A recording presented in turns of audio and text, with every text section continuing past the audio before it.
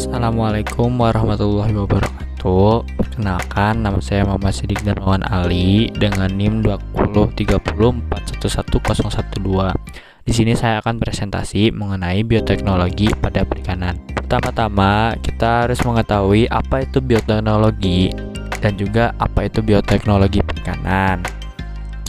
Untuk bioteknologi sendiri itu adalah penggunaan biokimia, mikrobiologi, dan rekayasa genetika secara terpadu untuk menghasilkan barang atau lainnya bagi kepentingan manusia. Sedangkan untuk bioteknologi perikanan sendiri adalah bioteknologi yang ditekankan khusus pada bidang perikanan.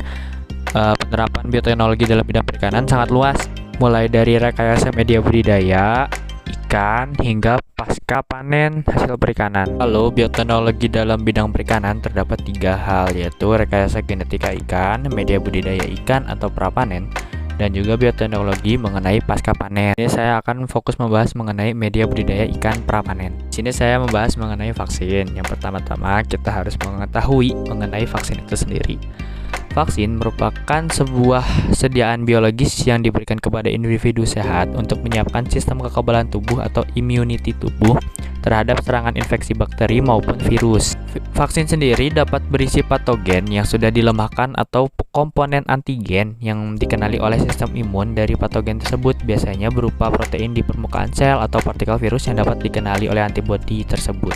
Lalu untuk selanjutnya, kita harus tahu nih seberapa pentingnya vaksin pada ikan itu sendiri. Bagi petani ikan, setiap tahun pasti pernah mengalami kendala, salah satunya banyak ikan yang mati dengan banyak penyebab. Biasanya, kematian massal ikan disebabkan oleh bakteri, virus, cendawan, dan parasit. Hal ini menjadi kendala besar dalam hal budidaya ikan.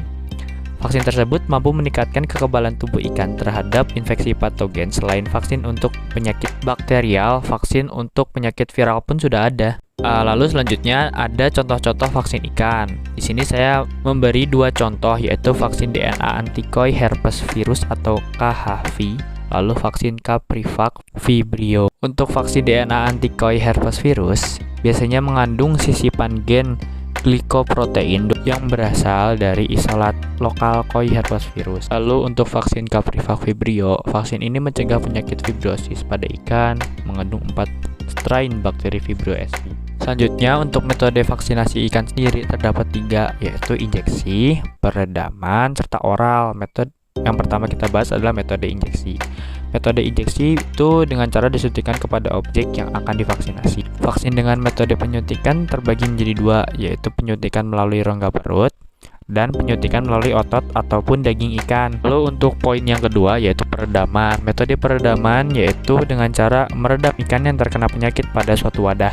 Biasanya efektif dilakukan pada ikan yang berukuran kecil. Dan yang terakhir yaitu metode oral. Metode ini biasanya dilakukan dengan cara mencampurkannya pada pakan ikan itu sendiri. Metode ini biasanya ditunjukkan untuk ikan yang sudah dipelihara di kolam.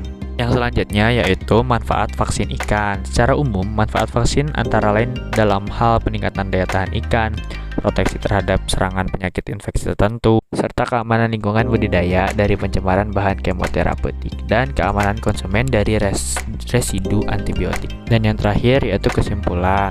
Vaksin ikan adalah bioteknologi yang berjalan dalam bidang kesehatan ikan itu sendiri. Vaksin ikan memiliki banyak manfaat bagi ikan serta dapat memaksimalkan budidaya untuk mencapai target penjualan maupun hasil budidayanya.